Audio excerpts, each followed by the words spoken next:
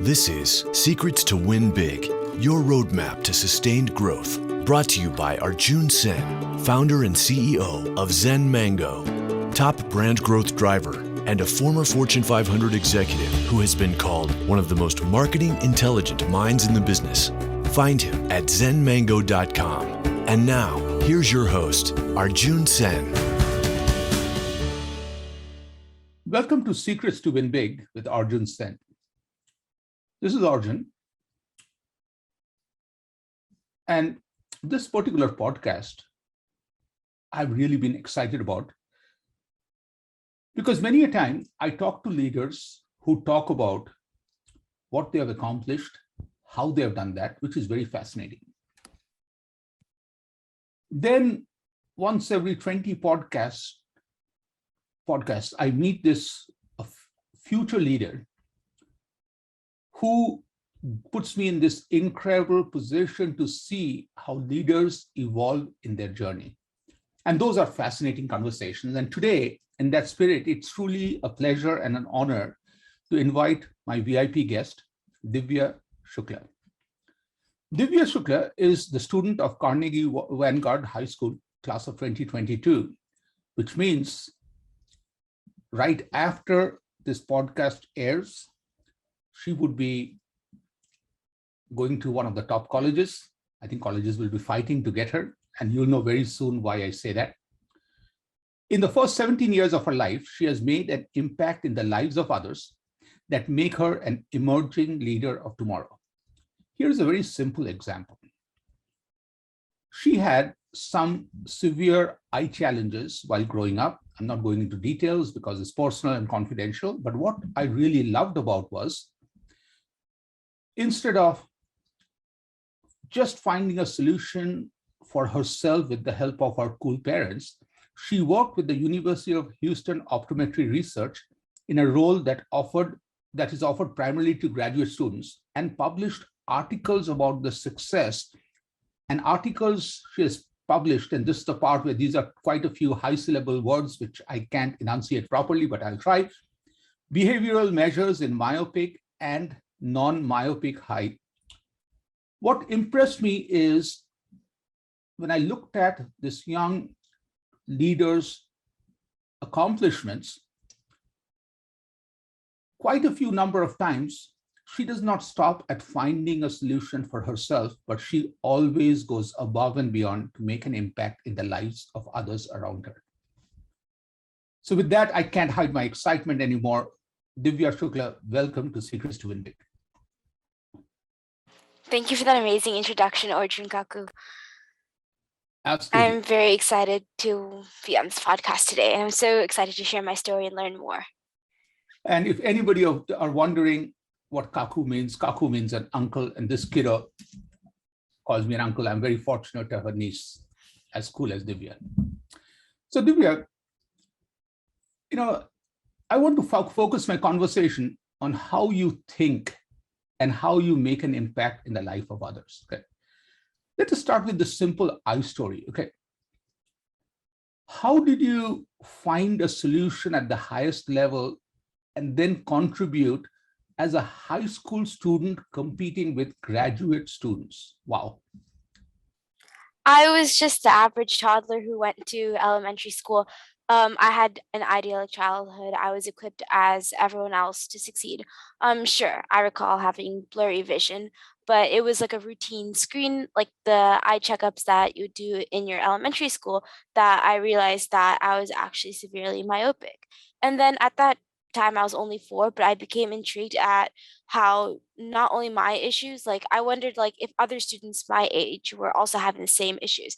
I didn't know that only like 6% of the world was myopic. And I had to modify my life in so many ways. I had to take more screen breaks. I had to wear special glasses, soon became bifocals. I have to have filters on my screens because of the blue light. And you never really see toddlers in bifocals. And so I've always been told to like limit my screen time and everything, but I was a high schooler when the pandemic hit, and we're still in the middle of the pandemic right now, but we're always on our screens doing homework, especially in high school, you're doing college applications, scholarship applications, so many things. And the amount of time you're on your like it's excessive screen time from online schooling too, because the entire school became online. You had to attend classes online. And so I wondered if there would be any uptick in children needing glasses, because there's so many theories that screen time is related to bad eyes. And so for those of you who don't know, myopia is just nearsightedness, which means that you struggle to see objects far away without correction or lens in your eyes. And so I reached out to many professors, or reached out to over 30 professors across the Texas Med Center, but of all of them, only one, surprisingly, only one was actually willing enough to work with me. And so I was thrilled, I was elated. It was love at first zoom.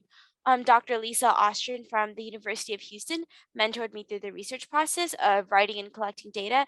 And I even arranged, and she even arranged to allow me to work with like human subjects. She trained me and she gave me the devices I needed, and she basically walked me through the entire process, because at this point I had never heard, I thought research was Googling things. I didn't know anything or much about the actual process of research.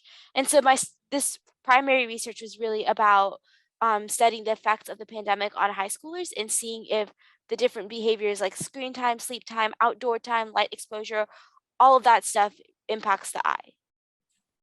So let's take a step back. Even though what you talked about is wow and awesome, let's go beyond research. What is the bigger lesson in life that you learned going through this whole journey? Something I've learned is that I've found a real passion for research, and you need to be persistent and patient. Sometimes research doesn't take a day, it doesn't take a week, it doesn't take a month. Sometimes it takes many months, sometimes it can take a year, sometimes it can take more than a year. When I was working with my research, I was able to use new technology. New devices called cloud clips had just come out. Active watches had been around, but using those devices in high schoolers, a lot of parents had concern about the technology, what the technology actually did, because they didn't know everything the lab knew. Many parents are, you may not always be comfortable with just accepting a new device from another student. So I had to be persistent in reaching out to different subjects, explaining everything to them. And even when subjects do allow you to use them as a subject, sometimes the data may not come back correctly. So there's so many different factors, and you learn about like balance, time management, persistence, and patience. Wow.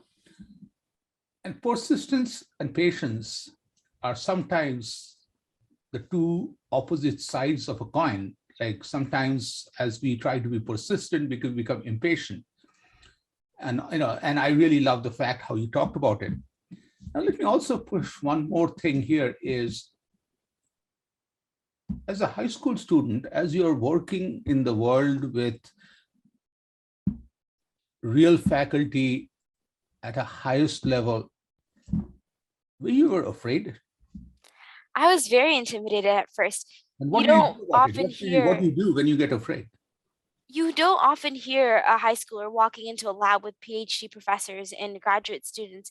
And I didn't know that was what I was walking into at first. I thought I was just had a mentor who was going to guide me through the process. But after I finished this project, I actually started, she hired me to work in the lab. And so that's when I really got to know everyone else in the lab. And it's very inspiring to see how, even though you may be a high schooler and you may not have like the entire training, med school, all of that knowledge to be able to do to be able to like know certain things, the contributions you can make, the small contributions, whether it's giving papers fresh read or analyzing OCT images, which is what I do in the lab right now. Different small things. Though I was trained, those small things can make such big impacts, and it's nice to see how like everyone can make contributions in certain ways. And so it was intimidating, but it was also inspiring. And now I feel comfortable and I've found my spot and I feel confident in what I do. Love that. So another follow-up question there is, today, if you had to write a 1-2 line testimonial about this super faculty who gave you the opportunity, what kind of a shout out would you give her?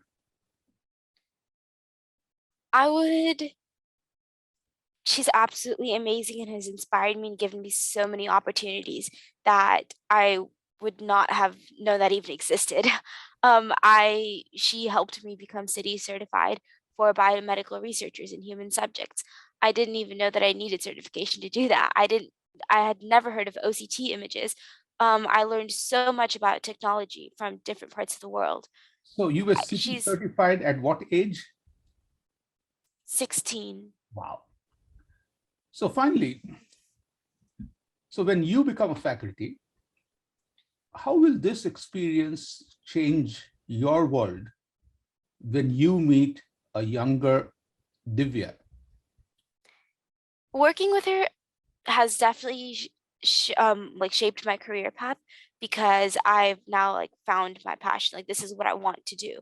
And optometry is not the only field I've researched. I've researched in geology and other fields too. So if when I do work in a lab, not necessarily optometry, or when I do continue research and I meet a younger version of myself, I would definitely be much more encouraging and not be one of the I would definitely be much more encouraging and help provide the opportunity and resources for a younger person to experience something because they may not necessarily enjoy the idea of research. I know many people who have researched before and didn't like the tedious process of researching, writing, collecting data. Like I said, it requires a lot of patience. Some people like immediate results. Some people may not like it, but I would definitely be willing to provide that opportunity for someone so they can understand what research is and see if they like it or not. So thank you for sharing this. So now let me go and talk about one of the coolest and most favorite persons in your life, Coco.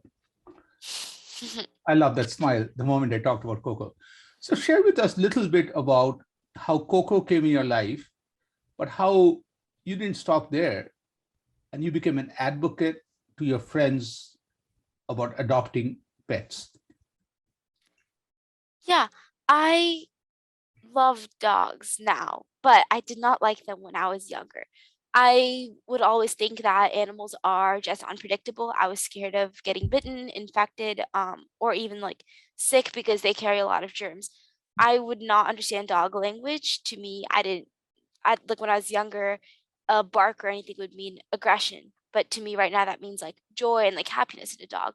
And so when I was younger, my friends started to get a dog. My best friend got a dog. I was always at her house, so I had to get used to being around a dog. After her, every other friend I knew also began to get a dog. So it was like a dog came as a package deal of being friends with people. So I developed a love for dogs. They're sweet souls that can't speak. They're helpless sometimes, and they're just they all they know how to do is like love you back. And so to combat the isolation and stress of the pandemic and also the loneliness of being an only child because I've always wanted siblings and having essential workers that during the pandemic they're always out working. I started volunteering at the animal shelter at the Houston SPCA. And the SPCA has many animals like chickens, birds, pigs, dogs, rats, mice, cats. And being in that environment is just so heartwarming because you just I don't know how to describe it. You walk into a room with a bunch of animals of a certain like a room full of dogs and they all just like come up to you and wanting love. You just feel loved. And I've always wanted like siblings or someone to be with. And so over the course of the pandemic, my mom wasn't like in general, she wasn't the biggest fan of dogs, but since because of the pandemic, a lot of dogs were being abandoned because it was a financial burden for families and everything. There's a big influx of dogs in the shelter.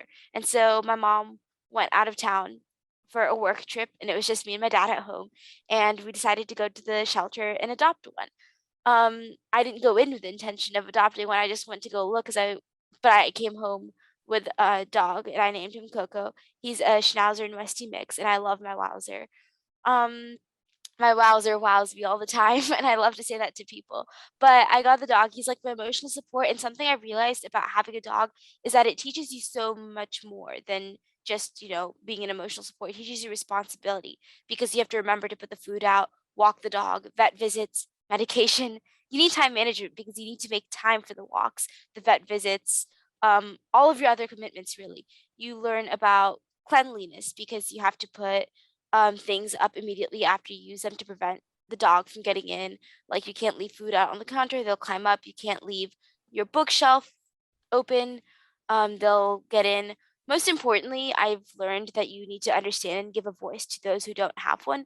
And I don't mean literally those who don't have one, because like every human can speak or communicate in a certain way, but I mean those who have less representation, like the Minority Report.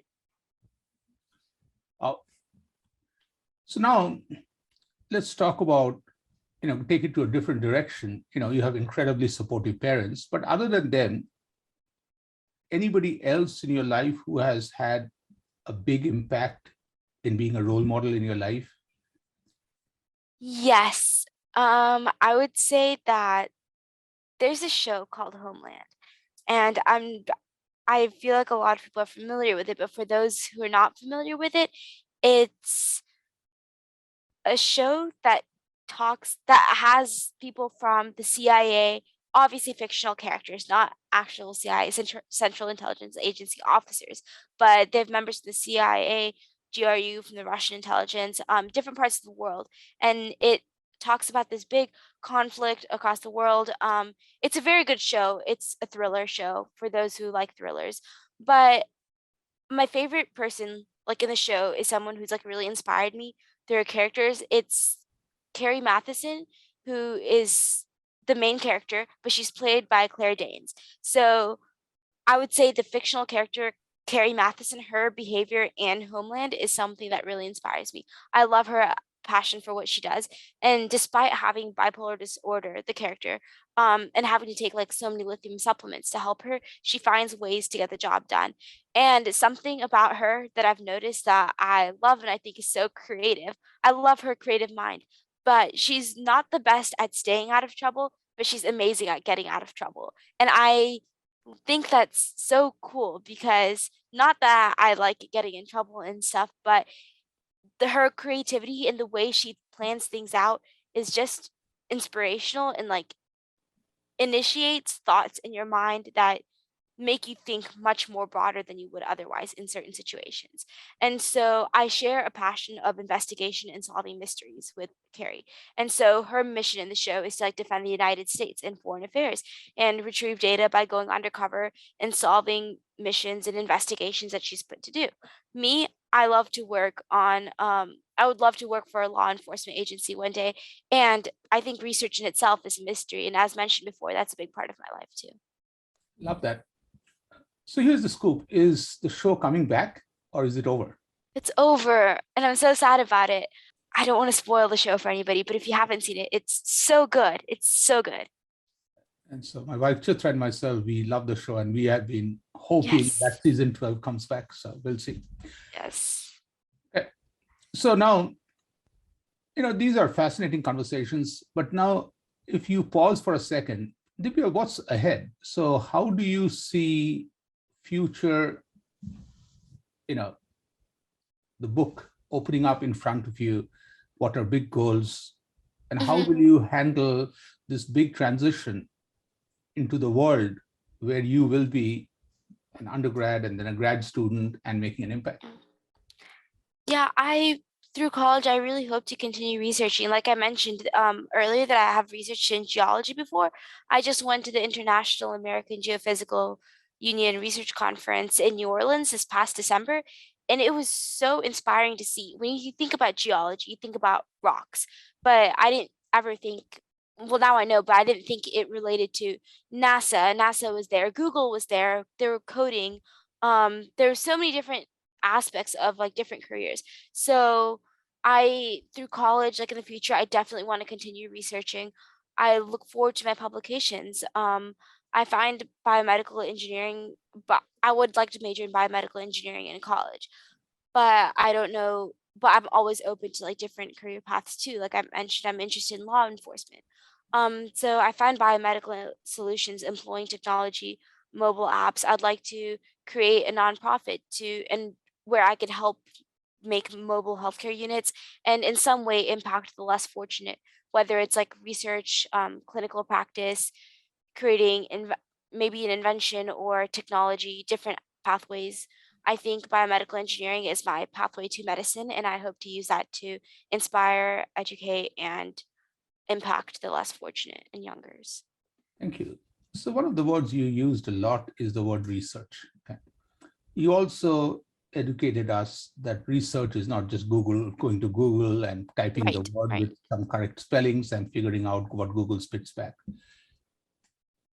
So looking at from a bigger picture, what is research and what is not research in your mind? To me, anything is research. I think whether it's Googling something like how to make a certain recipe, or whether it's how to do a certain hairstyle, or how to do anything, I think it's all research. Walking out, research to me is finding or researching the unknown. When you do research, one of the first things you do is find a question of something that exists in the literature. It can be something or something that doesn't exist in the literature. Sorry, let me correct that. Something that doesn't exist in the literature. And if it is something that exists in the literature meaning something that's published or something that's known, it can be something controversial. You just need to find a more definite answer to something. And so and it's just really investigating the unknown, whether it's like walking outside or even going to a big college. You never know who you're going to run into, when you're going to run into, what you're going to run into. And so there's a process in all of that. I think anything can be considered research. So I love where this discussion is going. Many a time I feel we try to know what we think we do not know. But our bigger challenge is what we do not know at all. How do you keep your mind open to things you are not aware, not know, and let that light come in? So when I was younger, and I still do have a notebook, I keep this notebook where when I don't know something or if I have a question, I just write it down. It can be something like, how do markers work? Like now we know that the ink is like in the foam thing and the ink drains and when we press the ink goes onto the paper. It can be something simple like that, or how do stars form, right? Different things. When I was younger, I'd write down like that in a notebook and then I'd like look at it. That kind of inspires like different thoughts. Not knowing and like something is definitely a challenge, but in research, I think when I find questions in a much broader scale, like in the literature right now, it's more of like, I know this, how would this impact this, right? So we know, suppose you're given two drugs and you know that this drug impacts one person a certain way and then another drug impacts another person a certain way. What if those drugs were combined? Would they still be as effective? It's more about just taking what you know and creating something you don't know. Brilliant. I also think there's a book that could be a bestseller written by you, which is called Divya's Notebook of Questions. I think it'll be a very fascinating book in future. There will be no sort of organization in that question, in that book. There will be no way to format anything in there. That's okay. That's okay. It will trigger a lot of thoughts. So now let's take the conversation and go a little personal. If today you walk in to a restaurant or let's say a neighborhood coffee shop and you meet two other Divyas, one is Divya 40 years old and one is Divya 100 years old, what would that conversation be like? I think Divya today is going to be optimistic, hopeful for my future right now because I'm working on college applications. It's more about making pivotal decisions right now that will really influence right now in the immediate future. Is going to impact the next 4 years of my life. And then in the long run, possibly shape my career path. So right now it's more of me being optimistic. I'm determined to get a formal degree. But Divya at 40 would probably be talking about all of her experiences of, hopefully having started her nonprofit and having had made great progress in that, helping the underrepresented minorities in healthcare. I think I would also have many wonderful stories about working in the hospital environment. If I do surgeries, I could talk about some of that stuff. I would be talking about my interesting experiences through researching. I love to dance and I hope to choreograph for different teams one day. So hopefully I can talk about that. Divya at 100, on the other hand, would be the quiet one listening into the conversations, probably offering advice to my current and 40-year-old self about everything that's happening in life. A quote that I've heard before that really resonates with me, and this is just at the top of my head, is that you're constantly worrying about the next part of your life without realizing that you're in the middle of what you used to look forward to. And I'll let that sink in again and I'll repeat it, that you're constantly worrying about the next part of your life without realizing that you're right in the middle of what you used to look forward to. And that's saying a lot because right now I'm looking forward to, everything I would be doing when I'm 40. I would want to do X, Y, Z. But when I'm 40, I'm thinking about what I want to do when I'm 60 or 80 or whatever in the future. But when I'm 40, I'm actually living what I was looking forward to. I am right now, what I'm thinking right now. So I think life is just really about a process. And 100-year-old Divya would just be like, don't worry, don't stress, enjoy life and do what you're passionate about. So follow-up question. If there's one piece of advice you could give the 40-year-old, what would the piece of advice you today will give Divya 40-year-old? Me today give Divya 40 years old. I don't know what it's like to be 40, but I would say don't stress. As a high schooler, I get stressed so much about little things just because I have, the pressure of school, college apps, external things. I'm the captain of my school's dance team, so I'm always constantly choreographing. I'm a lifeguard, so I'm always at work. I work at the lab too, so I have so many responsibilities to balance. And when I'm 40, I believe that I'll have much bigger responsibilities to balance: taxes, a family, maybe so much more. So I think just take a step back and do what you enjoy and just take a breather and don't worry because everything will eventually work out. Love that. And I also love the fact that you put taxes and a baby on the same sentence as equal stress. I love that. So Divya, this is a very fascinating conversation. I really liked the way you put things into perspective and share freely.